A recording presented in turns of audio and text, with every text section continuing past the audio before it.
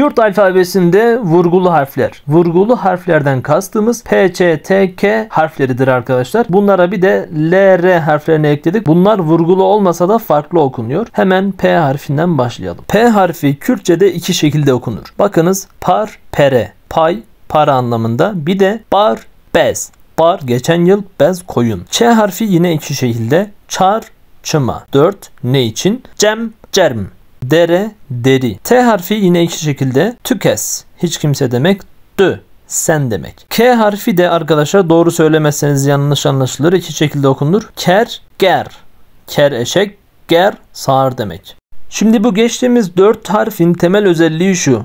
Bunları ikinci şekilde söylerken ağzınızdan hava akışı çok olmuyor. Çok sıfıra yakın oluyor. Elinizi ağzınıza yaklaştırın ve telaffuz edin. Bakınız çıkmaması gerekiyor. Cem, cerm, ce deyin, hava akışı olmaması gerekiyor. Şimdi göreceğiniz L ve R harfleri de arkadaşlar ikinci şekilde sanki ikişer taneymiş gibi okunuyor. Bakınız dil, liv normal okudum. Gönül, dudak. Lep, celek. Sanki 2 L varmış gibi. Lep, celek. Lep, el, celek, obur demek.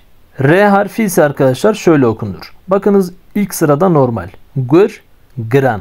Gür kurt, gran ağır demek. İkinci sıradakiler revi, rovi. Bakın R'yi titrettim. Revi, rovi. Bu L, R harflerinin özelliği de bu. Biraz titrek ya da ikişer taneymiş gibi okunuyor. Revi yolcu, rovi tilki demek. Dilerseniz arkadaşlar bu harfleri şu şekilde şu kodlamayla aklınızda tutabilirsiniz. PÇT kaç lira? Bu videoların devamı için lütfen beğenmeyi, paylaşmayı ve kanala abone olmayı, sayfayı takip etmeyi ve arkadaşlarınıza tavsiye etmeyi unutmayınız. Teşekkürler.